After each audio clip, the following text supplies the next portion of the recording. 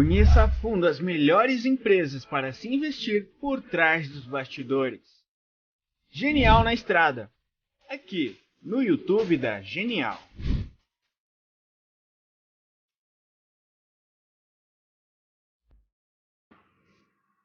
Olá, sejam muito bem-vindos ao canal da Genial Investimentos. Eu sou Denise Barbosa, jornalista aqui da casa. E nessa nossa live, nesse nosso vídeo, nós vamos conversar mais uma vez sobre o que está acontecendo no mundo geopolítico, né? Na geopolítica internacional, que respinga, claro, óbvio, aqui na economia e na política do Brasil também. Mais uma vez, é um prazer receber aqui o Maurício Santoro, que é doutor em ciência política, professor da UERJ. Já esteve que a gente tem outras oportunidades, mas é sempre bom recebê-lo aqui. Tudo bem, Maurício? Muito obrigado, Denise. O prazer é meu. Também participa dessa nossa conversa o Zé Márcio Camargo, nosso economista-chefe. Tudo bem, Zé? Tudo bem, Denise. Boa tarde, Maurício. Um prazer enorme ter você aqui conosco. Muito obrigado por ter aceito o nosso convite. Então, vamos lá. Você de casa participe também dessa nossa conversa. Maurício, então é o seguinte, eu queria que a gente falasse um pouquinho sobre a situação na China, os lockdowns. Isso já reflete...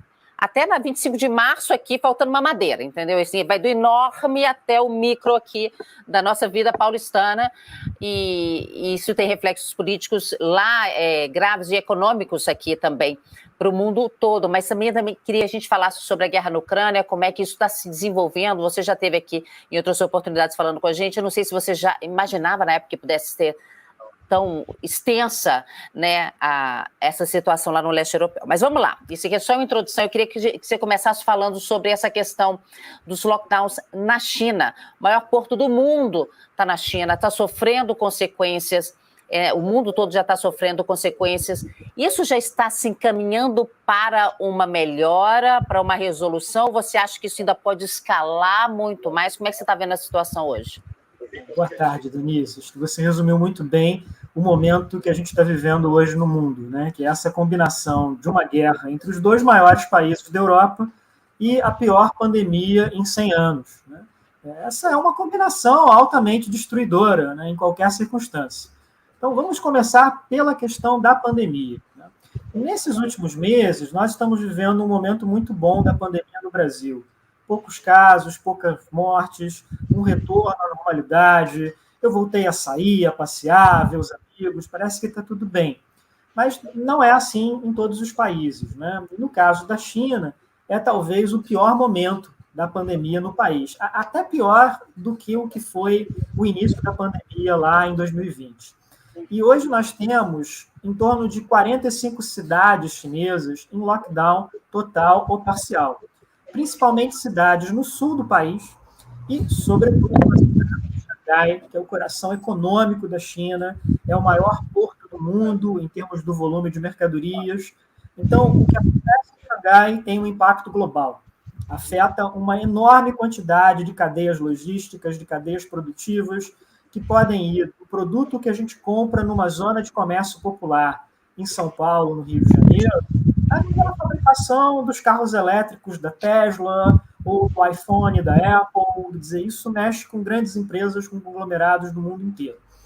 E, bom, por que a China está fazendo esses lockdowns agora, em meados de 2022? Né? A gente entendia esses lockdowns muito severos no início da pandemia, porque não havia ainda vacinas, não havia ainda nenhuma forma de proteção que não fosse o isolamento social.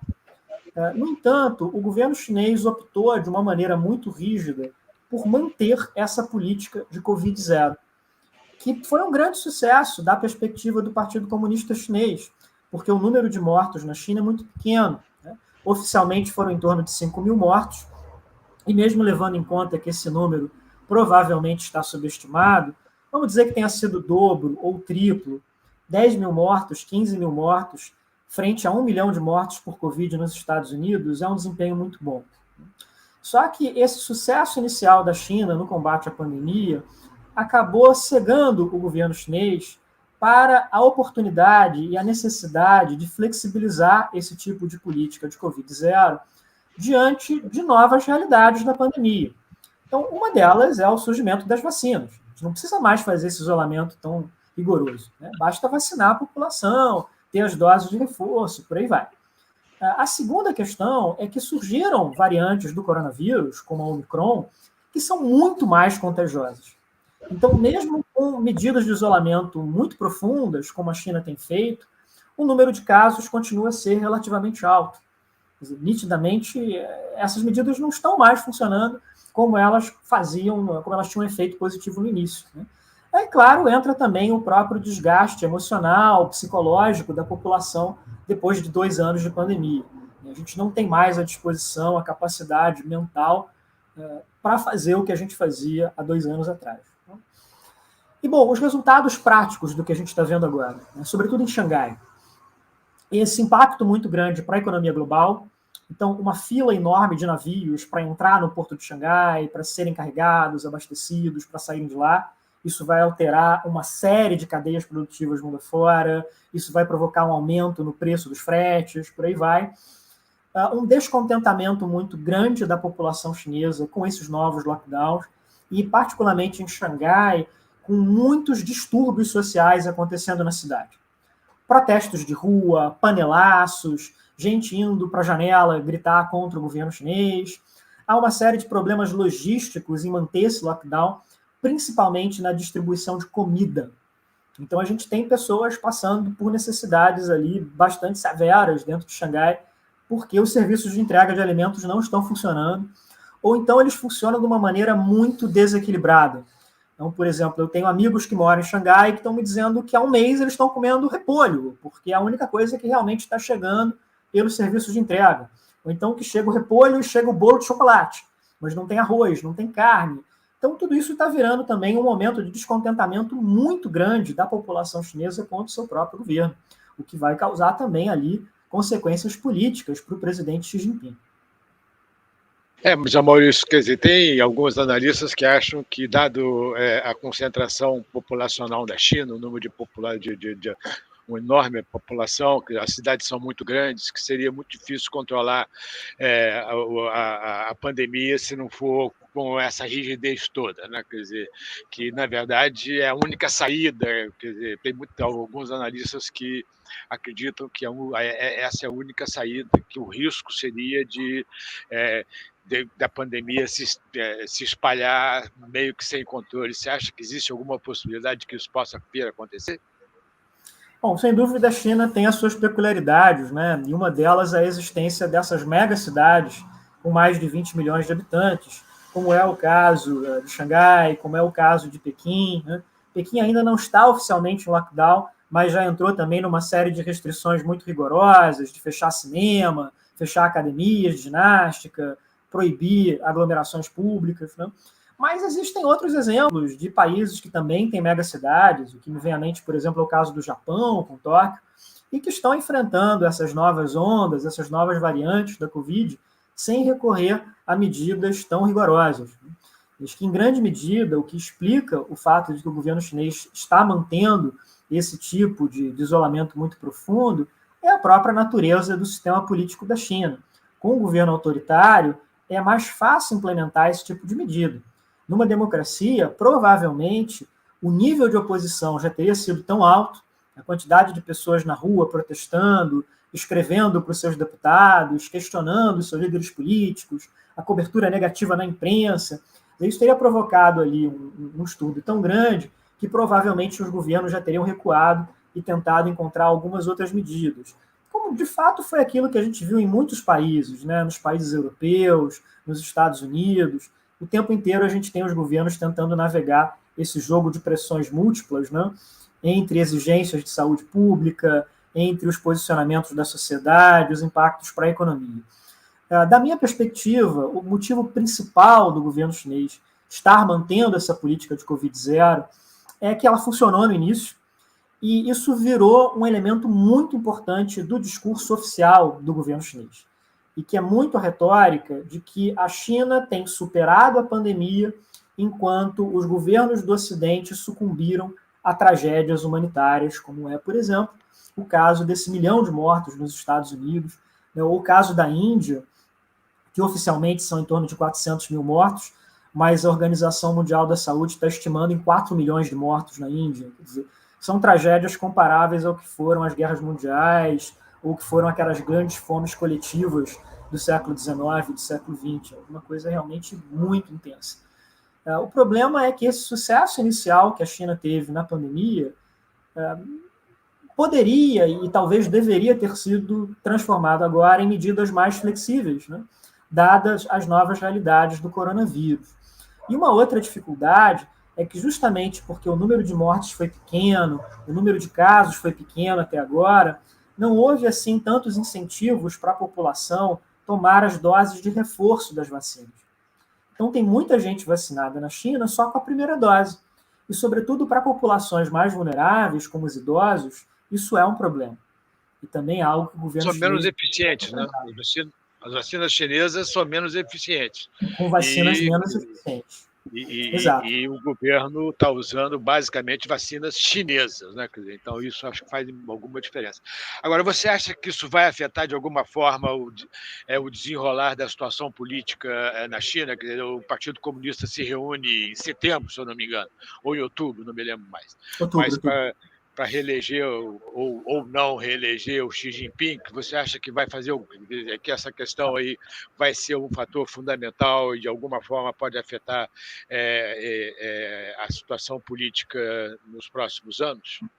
Em outubro nós temos o Congresso do Partido Comunista da China e, bom, é o Congresso que deve confirmar o Xi Jinping no inédito terceiro mandato como presidente, né? Porque até o governo dele havia uma limitação de 2 mandatos, e ele rompeu com isso, mas ele está enfrentando agora, em 2022, né, o que são as 2 piores crises do seu governo. Ele está enfrentando essa nova onda do coronavírus, e que vem com problemas mais graves do que na primeira, e os impactos para a China da guerra da Ucrânia. Essa proximidade política e diplomática da China com a Rússia e os impactos negativos de tudo isso para o país. Até este momento, as consequências negativas para o Xi Jinping não significam, a meu ver, que a reeleição dele foi ameaçada. Mas esse Congresso não é só sobre a reeleição do Xi Jinping, ele também vai escolher muitos dirigentes regionais, quem vai formar o próximo núcleo dirigente do Partido Comunista, né, do Comitê Central, do Politburo. Então, é provável que muitas carreiras políticas na China sejam prejudicadas com essa crise que vem aí de uma resposta complicada ao coronavírus. Então, isso pode resultar numa mudança em termos de quem sobe e quem desce, né, nesse xadrez político do Partido Comunista e que pode ter ali consequências de longo prazo para a política chinesa. Né? Não é um cenário simples na China, não. Né? E, sobretudo, o momento que a gente está vivendo agora, né, que eu chamaria de um choque de desglobalização. Tanto pela questão da pandemia na China, quanto pela questão da guerra na Ucrânia, das sanções econômicas, a gente está vendo um movimento de reversão, um movimento de desmantelamento do que vieram uma série de ondas, de acordos comerciais, de movimentos políticos e econômicos dos últimos 30 anos, para criar uma economia global mais aberta, mais integrada. E aí, como é que vai ficar isso depois da guerra da Ucrânia, né? Qual vai ser o lugar da Rússia, né, dessa Rússia que agora está num cenário de confronto absoluto com os Estados Unidos, com a União Europeia, né? Como é que os chineses vão se reposicionar com relação a tudo isso, dada a sua proximidade da Rússia?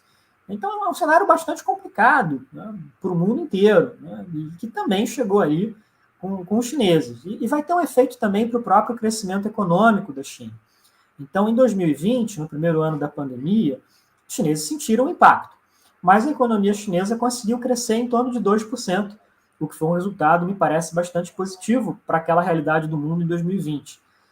Agora, em 2022, com todos esses impactos negativos dos lockdowns chineses, é provável que esse crescimento fique abaixo de 4%. Se esses números se confirmarem, se essas previsões se confirmarem, vai ser o pior desempenho econômico da China desde a década de 1990. E tem até a possibilidade de que a economia dos Estados Unidos cresça mais do que a economia chinesa, agora em 2022, o que também seria algo inédito em bastante tempo.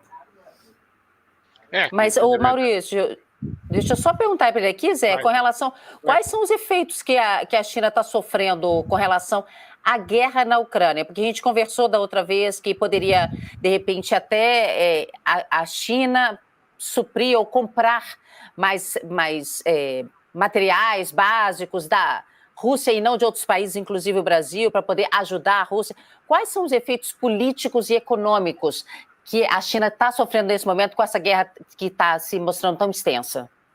Bom, esse é exatamente o artigo que eu tenho que escrever agora para um livro sobre a guerra da Ucrânia, né? Me chamaram para participar desse projeto e o meu capítulo é como a China está respondendo à guerra, né? É um convite muito instigante, mas muito difícil, porque é um conflito que está em pleno andamento, né? E é difícil prever para onde ele vai, né? Mas então, até por conta disso, eu estou aqui reunindo alguns dados, fazendo alguns levantamentos. Então, vamos lá. Então, qual é o primeiro ponto? A Rússia é um país muito importante para a China, mas essa importância é muito mais política e militar do que econômica. O comércio da China com a Rússia não é assim tão grande, né? O comércio chinês é muito maior com o Japão, com a Coreia do Sul, com a Alemanha, com os Estados Unidos, né? E desde que começou esse conflito armado na Ucrânia, lá em 2014, né, ainda ali naqueles 2 bolsões separatistas da Ucrânia, os chineses têm procurado ajudar economicamente a Rússia, ajudando a Rússia a responder a essas sanções da União Europeia e dos Estados Unidos. Então, por exemplo, desde 2014, os chineses abriram alguns mercados agrícolas para produtos russos. Passaram a comprar, por exemplo, mais frutas da Rússia. Isso atenua um pouco os impactos das sanções, mas não resolve o problema da Rússia. Esse problema é muito maior, é muito mais profundo. Ao mesmo tempo, embora a China tenha dado um apoio retórico, um apoio político à Rússia, ela tem tomado muito, muito cuidado para não ultrapassar uma linha vermelha, né, que seria dar ajuda militar à Rússia. Então, até agora, não foi absolutamente nada nesse sentido. Os chineses não mandaram um sanduíche de queijo para um soldado russo na Ucrânia. Então, tem ali uma percepção também muito clara da elite política chinesa de até onde eles podem ir nesse apoio à Rússia. E a gente teve alguns momentos nessa crise dos últimos 2 meses, quando houve boatos de que a China estaria cogitando essa ajuda militar, e o efeito nas bolsas de valores chinesas foi horroroso.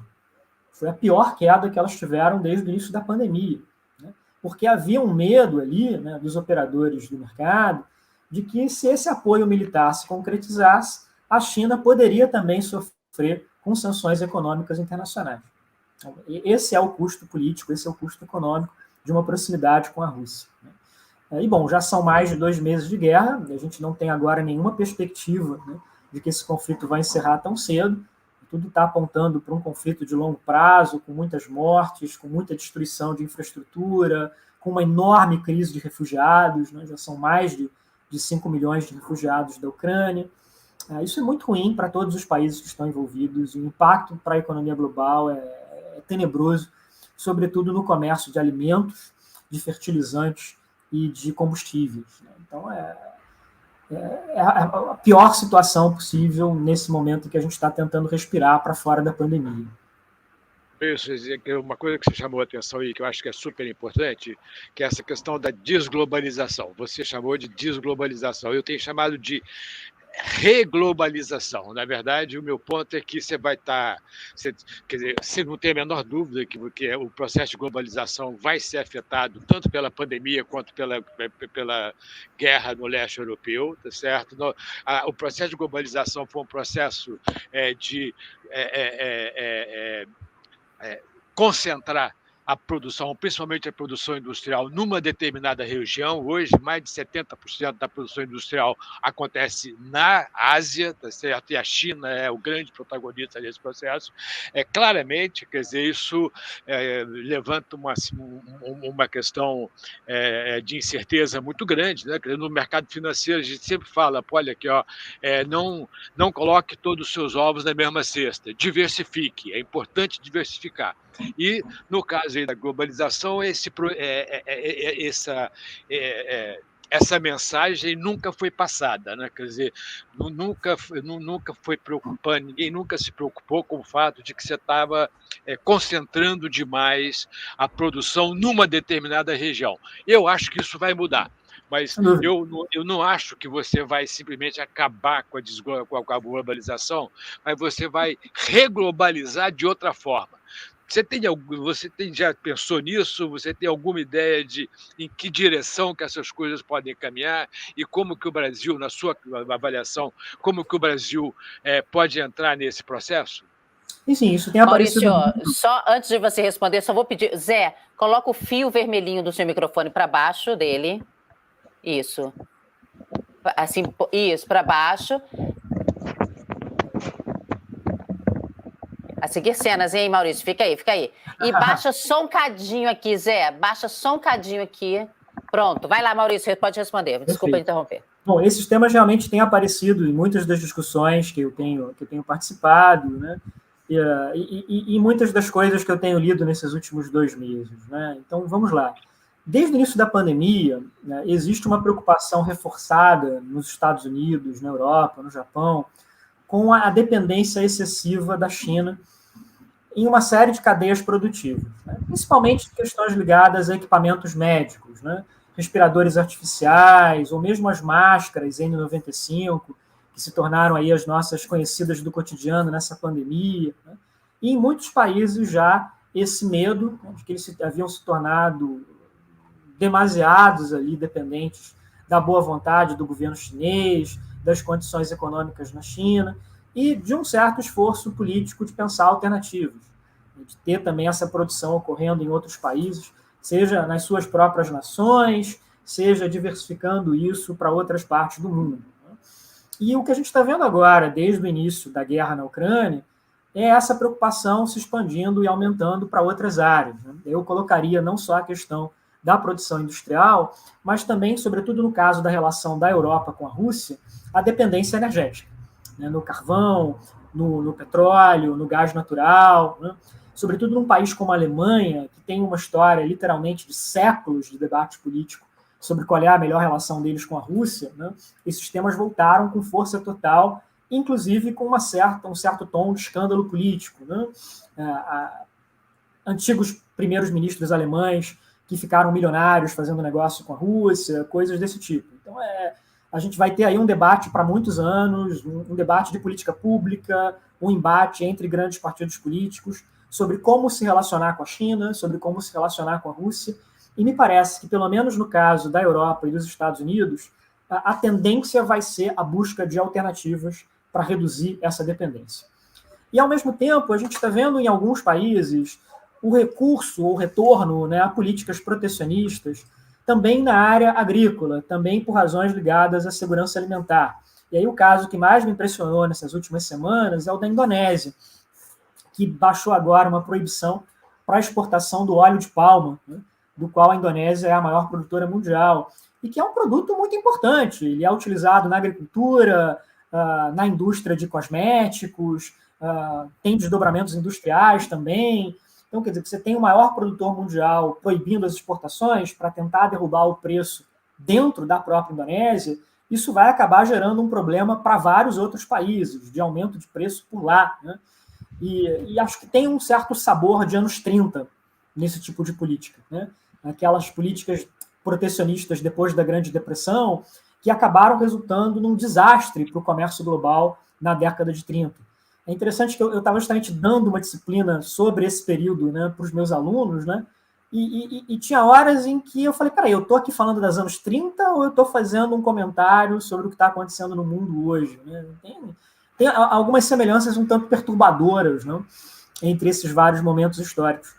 E acho que o grande desafio é como é que a gente repensa a globalização, como é que a gente repensa essas grandes cadeias produtivas, logísticas, para esse cenário de crises, para esses cenários, né, de pandemias, de guerras, e de um mundo que está sendo cada vez mais marcado por essa divisão, por essa desconfiança entre, de um lado, China e Rússia, e, de outro lado, os Estados Unidos, a União Europeia, o Canadá, o Japão, a Austrália, né, os países desenvolvidos. E como é que ficamos nós, Brasil, nessa história? Né? Eu acho que essa crise traz algumas oportunidades interessantes para o Brasil e para outros países da América Latina. Nós até tínhamos discutido isso aqui em outras lives, né, aqui na Genial, no sentido de que, com todos os muitos problemas que a América Latina tem enfrentado, nós somos, de um ponto de vista geopolítico, um porto relativamente seguro para investidores internacionais. Isso aqui não é uma região do planeta em que a gente vai estar se envolvendo em guerras, em grandes tumultos geopolíticos desse tipo. E acho que poderia e deveria haver um momento agora do governo brasileiro, seja agora, seja se mudar o governo depois das eleições, para tentar refletir de maneira mais aprofundada sobre esse cenário global e como é que o Brasil deve responder a ele. Claro que o leste europeu não é uma região em que nós, brasileiros, acompanhemos com muitos detalhes, ou que nós tenhamos uma reflexão muito profunda, muito desenvolvida sobre ela. Tem me chamado a atenção como os nossos líderes políticos não têm conseguido formular uma análise coerente, uma proposta coerente de como é que o Brasil deve responder a esse cenário de crise.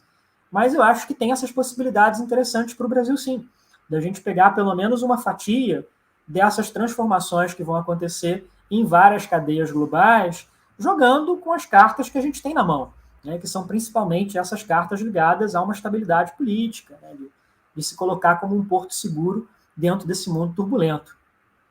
A América Latina é um grande produtor de alimentos, né? O leste europeu é o celeiro da Europa, no certo sentido.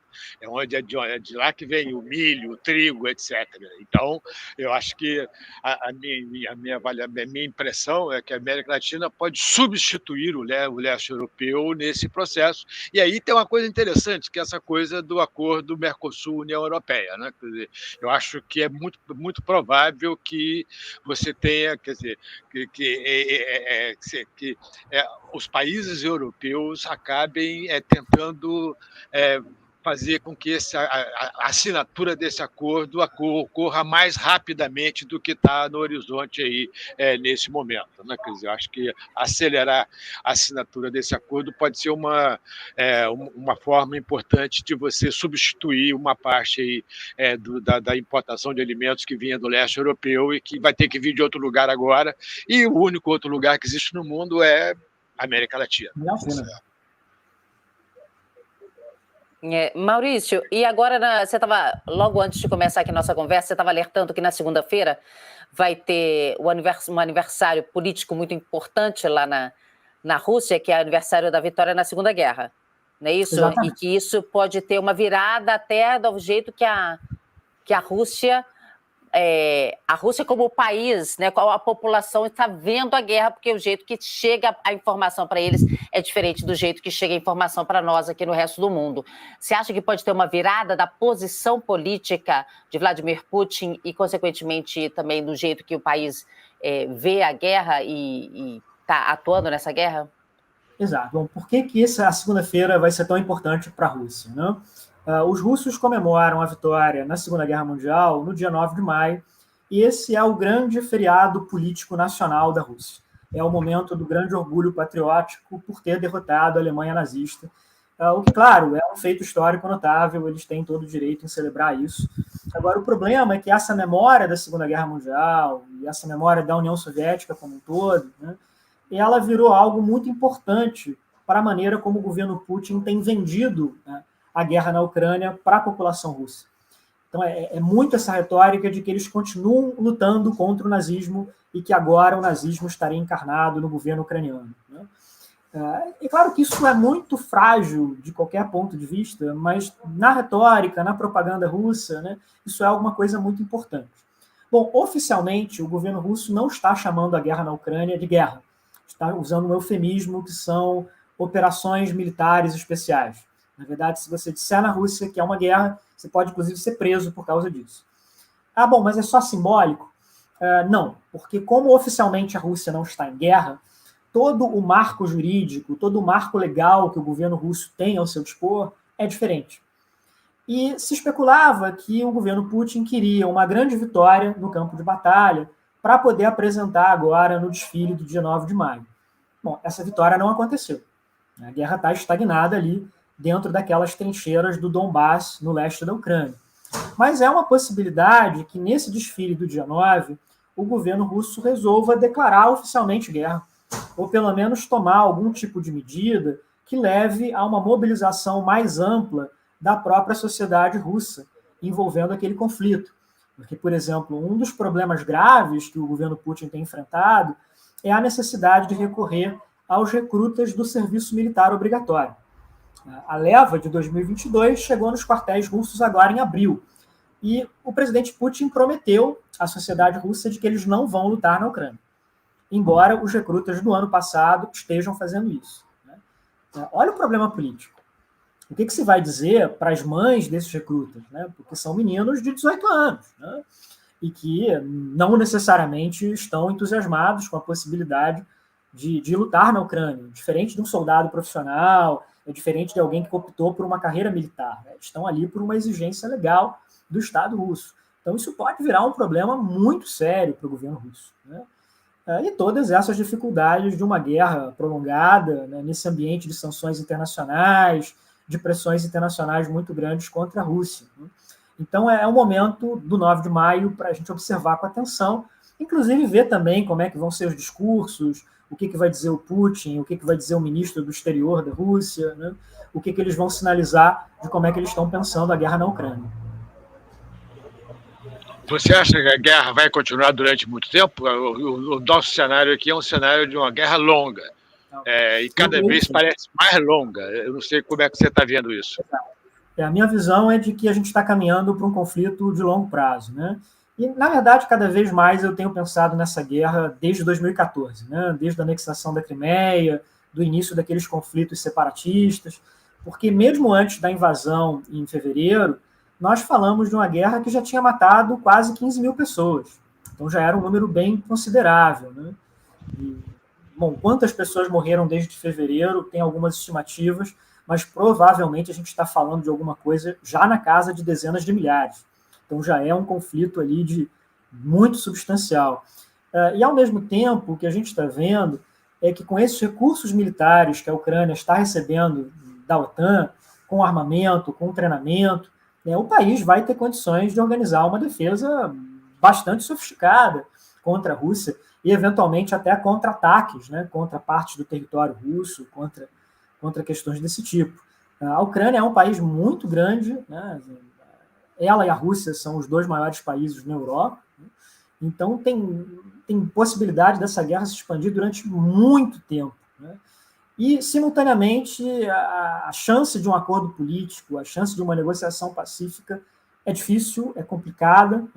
Tem o risco de que essa guerra se expanda para outras partes desse território da antiga União Soviética, onde existem conflitos muito semelhantes aos da Ucrânia, por exemplo, na Moldávia, na Geórgia. Então, inclusive, é uma guerra que está me levando a repensar até o que eu dizia para os meus alunos em sala de aula, de que a União Soviética tinha chegado a um fim pacífico, que o desmonte da União Soviética tinha sido algo que ocorreu ali sem guerras. O que eu vejo hoje, depois desses últimos 2 meses, é que, na verdade, o que aconteceu é que essas guerras do desmantelamento soviético foram simplesmente atrasadas em alguns anos, mas que elas começaram a acontecer a partir da década de 2000. Então, é a guerra da Geórgia, é a guerra da Ucrânia, é a guerra entre o Azerbaijão e a Armênia, é o conflito na Moldávia. Quer dizer, o espaço pós-soviético se tornou um espaço geopolítico muito conturbado, e, em grande medida, com conflitos que têm um impacto muito duro para a Europa. E até fora dela. Vamos pegar a questão dos alimentos. A Rússia é o maior exportador mundial de trigo. A Ucrânia é o 5º maior. Com a guerra e com as sanções, esse declínio na oferta de trigo vai afetar muitos países da África, muitos países do Oriente Médio. E a gente pode ter ali o aprofundamento de uma série de crises políticas, com protestos, com distúrbios de rua. Pode ser um cenário muito parecido com o que a gente viveu um pouco antes da Primavera Árabe, onde esse tipo de conflito político também aconteceu muito, ali naquele caso mais influenciado pela crise financeira global de 2008, agora mais por causa dessa combinação da guerra com a pandemia. Zé, vou encaminhar aqui também uma pergunta que chegou aqui no nosso chat. É bem semelhante essa pergunta do Zé, do tipo, se a guerra seria extensa, mas com relação ao que levaria ao fim da guerra, que ainda tem algum questionamento aqui nessa pergunta do 5% Trader, que é um codinome aqui, mas ele tá sempre aqui com a gente. um amigo nosso aqui, ele diz o seguinte: o Putin não quer entrar para a história como líder que morreu na praia e encheu o país de dívida. Vocês não acham que ele vai até o limite, tipo tudo ou nada, ou rendição na Ucrânia, ou uma guerra mais ampla? O que você acha, hein, Maurício? O que encerraria essa guerra? É uma ótima pergunta, né? Deixa eu falar um pouco da geografia dessa guerra, né? O que a gente está falando. A guerra agora está muito concentrada nessa região leste da Ucrânia, no Donbass. Tá? O Donbass é uma planície, então não tem muito ali por onde se esconder, né? É um território totalmente plano, não tem montanhas nem nada, e ela virou basicamente uma guerra de artilharia e de trincheira. Então, os dois lados construíram posições defensivas muito fortes e eles estão bombardeando um ao outro com artilharia e com bombardeios aéreos, com mísseis. Né? Em termos históricos, talvez o melhor paralelo seja a Primeira Guerra Mundial. Foi uma guerra que se alastrou durante muitos anos, né, com poucas modificações ali nos territórios. O Putin lutou muitas guerras nesses últimos 20 anos e, em geral, ele foi bem sucedido nelas. Né? Na Chechênia, na Geórgia, na Síria, no próprio início do conflito da Ucrânia, lá em 2014. Ele já é um homem idoso, provavelmente ele está nos seus últimos anos de governo, né? E é claro que para ele, para o seu legado político, seria horrível se ele fechar o seu governo com uma derrota, com um impasse. É claro que ele quer uma vitória no campo de batalha, né? Mas essa vitória está se mostrando extremamente difícil. É claro que a gente tem sempre que olhar esses números de guerra com certo ceticismo, né? Porque sempre há um exagero, sempre há ali uma inflação desses números pelos combatentes, mas mesmo que a gente dê um desconto muito considerável para as notícias que os ucranianos estão divulgando, eles teriam destruído uma quantidade de blindados, uma quantidade de veículos militares russos impressionante nesses 2 meses de guerra. Os russos teriam perdido um arsenal maior agora nesses 2 meses do que toda a quantidade de blindados, por exemplo, do exército britânico. É muita coisa. Como é que os russos vão repor isso? O cruzador que os ucranianos afundaram no Mar Negro, né, o cruzador Moscou, a última vez que os russos tinham perdido uma nau capitânia desse porte foi 100 anos atrás, na guerra contra o Japão. Um navio desse tipo custa mais de $1 bilhão. Os russos não construíram nada nesse porte desde o colapso da União Soviética. O Moscou era um navio da União Soviética que tinha passado por uma remodernização, ali por algumas reformas, né? Quer dizer, em outras palavras, os russos estão perdendo material militar que dificilmente eles terão condição de repor. Ao passo que a Ucrânia está recebendo essa grande quantidade de doações dos Estados Unidos, da União Europeia. Então, ela tem um acesso, né, a muito mais recursos do que a Rússia tem nesse momento. Então, quanto mais a guerra se prolonga para a Rússia, pior. Eles estão numa situação ali em que o tempo está jogando contra o governo Putin. Agora, quais são os 2 cenários que eu vejo hoje para a guerra? Um é esse cenário da estagnação, de uma guerra muito longa, muito prolongada. O outro cenário, que eu acho até mais assustador, é um cenário em que esse conflito escale na sua intensidade, inclusive com a possibilidade, no limite, né, de que os russos usem as chamadas armas nucleares táticas na Ucrânia. Então, o que é isso? Quando a gente fala de bomba atômica, em geral a gente pensa num míssil intercontinental que está ali atravessando os céus e destruindo uma cidade no outro continente. Essas são as chamadas armas nucleares estratégicas. Né? Só que a gente tem armas nucleares de um peso muito menor, muito inferiores, por exemplo, àquelas que foram utilizadas em Hiroshima e Nagasaki, que são as chamadas armas nucleares táticas. Os russos têm muitas armas desse tipo. E essas armas foram feitas para serem usadas no campo de batalha. Elas não foram criadas para destruir uma cidade. Elas foram criadas para devastar trincheiras do inimigo, para destruir um aglomerado de tropas do inimigo. Elas nunca foram usadas em combate. Mas será que seria agora o momento? Quer dizer, ainda é algo muito improvável, né, mas é algo que já entrou pelo menos num cálculo de possibilidades do que poderia ocorrer no campo de batalha da Ucrânia. Imaginem isso, né, o uso de armas nucleares pela primeira vez desde 1945. Isso seria um impacto gigantesco, político, militar, social, né? E na Ucrânia, né, um país que já tem um trauma nuclear gigantesco por causa do acidente de Chernobyl.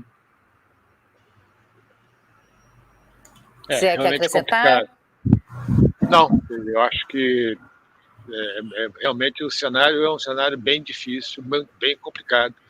E eu acho que a gente está num momento bem difícil desse processo. Acho que eu continuo achando que a maior probabilidade é uma guerra longa, difícil, com muita destruição, e sem muita expectativa. Não consigo ver um cenário alternativo a esse. Eu acho realmente complicado. Agora, Maurício, com relação à crise diplomática entre Rússia e Israel, né, que a gente teve aí uns dias para trás, o ministro russo dizendo que Hitler tinha raízes judaicas, e isso foi recebido, claro, com muita tristeza, com muita raiva pelo pessoal da Israel, e Rússia já pediu desculpa com relação a isso. Só que nesse meio tempo parece que Israel ofereceu ou autorizou o envio de armas israelenses para a Ucrânia. Como é que isso pode pesar nesse conflito? E já que Israel, no primeiro momento, tinha se oferecido até para fazer uma mediação de paz entre os dois países. É um tema fascinante, Denise, o papel que Israel joga nessa guerra entre Rússia e Ucrânia, né? Então vamos lá. Primeiro, por que a Rússia e a Ucrânia são tão importantes para Israel? Há uma enorme quantidade de judeus russos e ucranianos que migraram para Israel desde o final da União Soviética, né, desde o final da Guerra Fria. Quer dizer, historicamente, foi um dos grandes locais, né, de moradia da comunidade judaica na Europa. E também muitos ucranianos ou russos que não são judeus, mas que foram trabalhar em Israel no setor de tecnologia da informação, sobretudo. Então, tem muitos russos e tem muitos ucranianos que moram em Israel. Mais de 1 milhão num país que tem em torno de 8 milhões de habitantes. Então, eles são, por si só, um grupo social e político muito importante em Israel. Eles têm seus partidos políticos, eles influem nas coalizões de governo.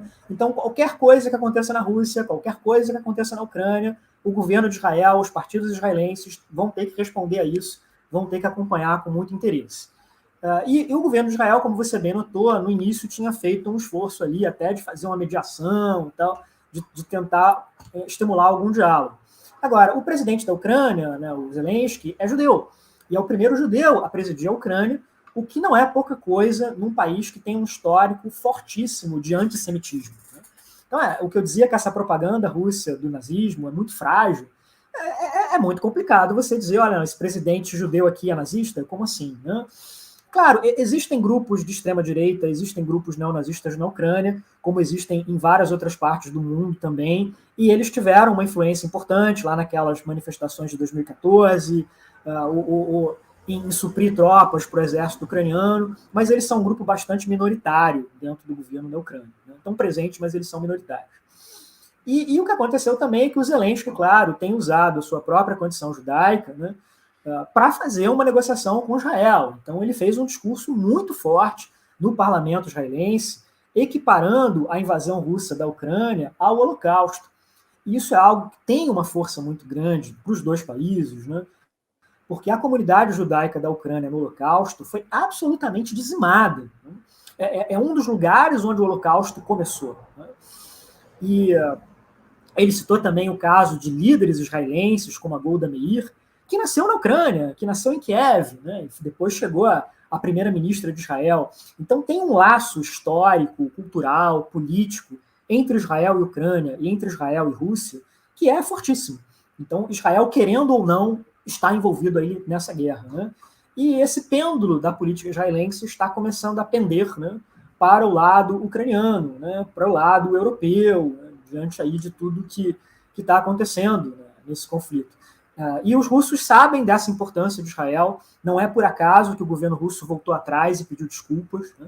E eles têm muito medo, sobretudo, do apoio israelense ao exército ucraniano pela questão dos armamentos e de uma tecnologia muito sofisticada que Israel tem em termos de tecnologia da informação, de ciberguerra.